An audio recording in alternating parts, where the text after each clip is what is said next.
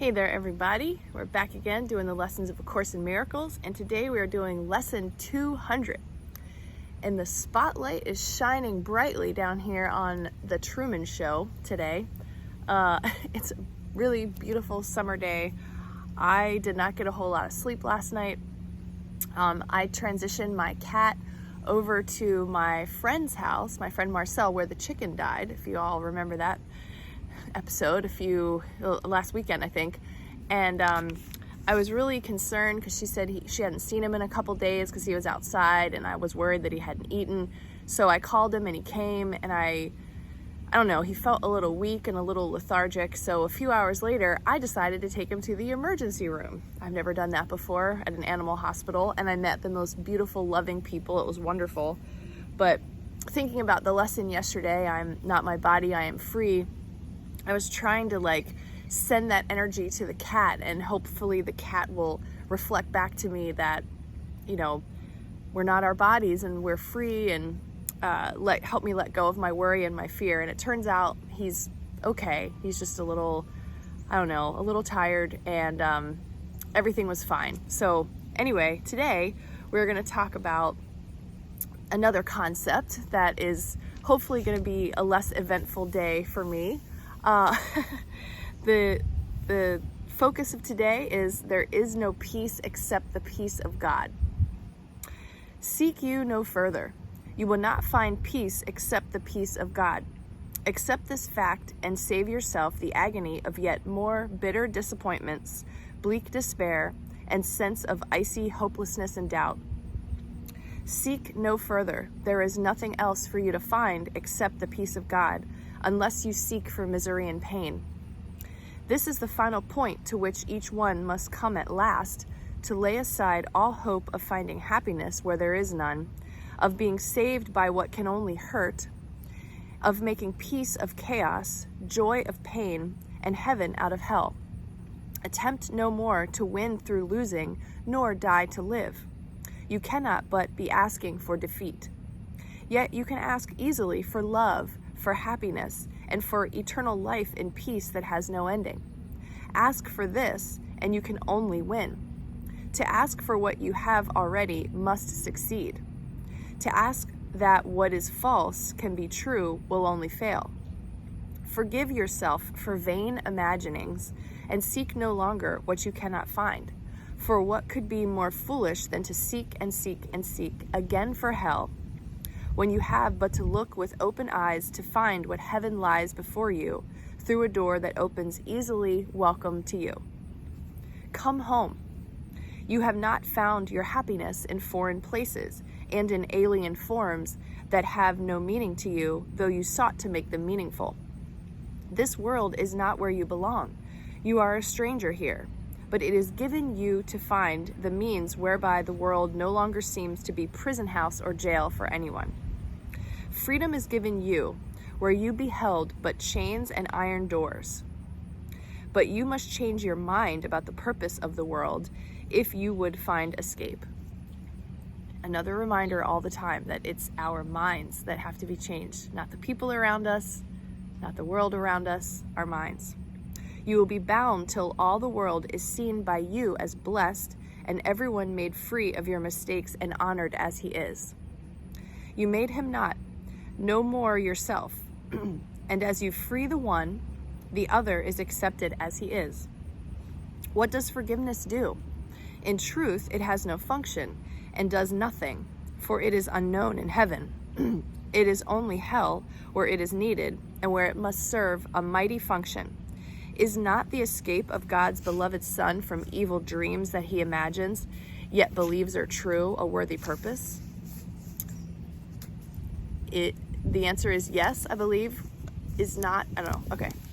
Who could hope for more while there appears to be a choice to make between success and failure and love and fear?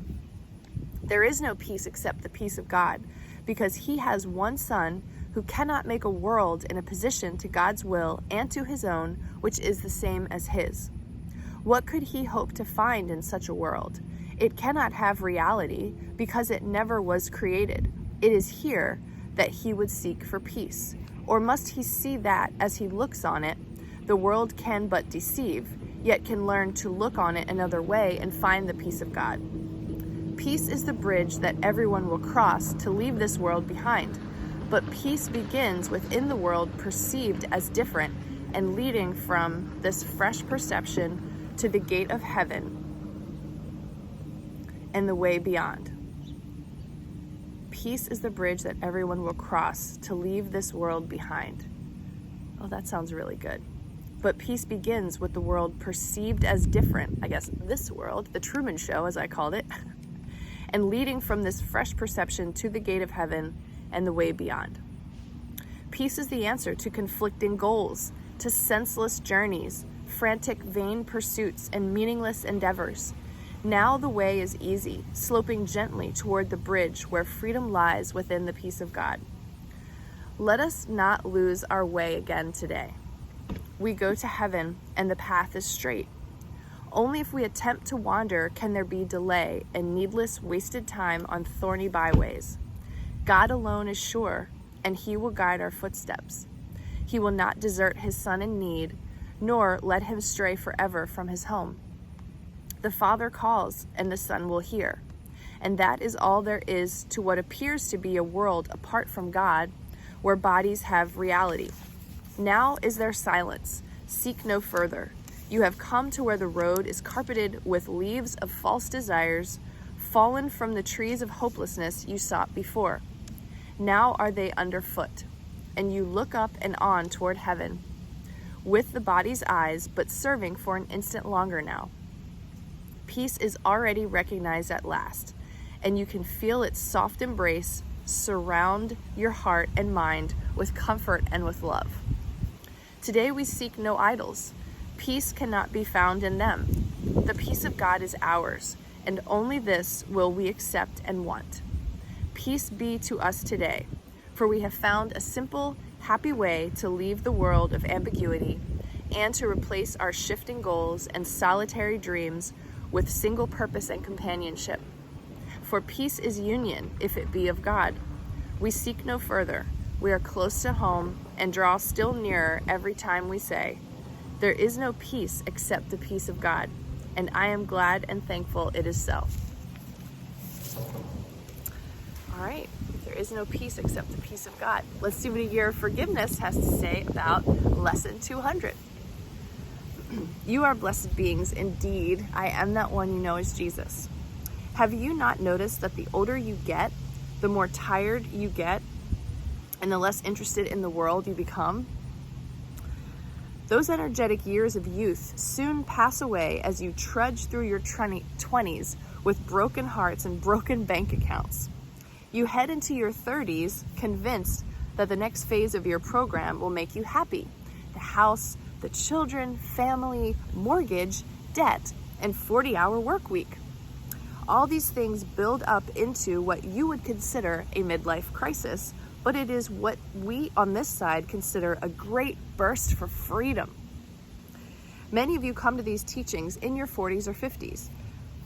I came in my late 30s, or even later, because you have tried all of the roads. You have tried everything you were taught would make you happy, and not one of those things has indeed made you happy. You still wonder what is missing, because it is not held in the world. It is your home, love, and connection to the divine that is missing. That love is irreplaceable by any material good, human body, or form. We need to hear that. This makes many of you sad to think nothing in this world holds your happiness for long. It is true. It is a sad place. You can see that written on the faces of many people walking in the streets. But there are glad tidings. You have been given the means to return home. You have been given the information you need to practice to make this journey on earth a lot better and eventually take you back to that place from which you came, which is the all-encompassing, loving arms of God. I am that one you know as Jesus, and we will speak to you tomorrow. Well, and actually, I'm just noticing here, tomorrow starts a review period. So we're here at lesson 200. There is no peace except the peace of God. And that feels like a good thing to consider today. And I hope that you all have a wonderful day on your version of The Truman Show, and you're able to kind of laugh off things and not take things so seriously, and just really be present and look for that peace of God today somewhere. It's there if you listen. Take good care, and I'll see you tomorrow.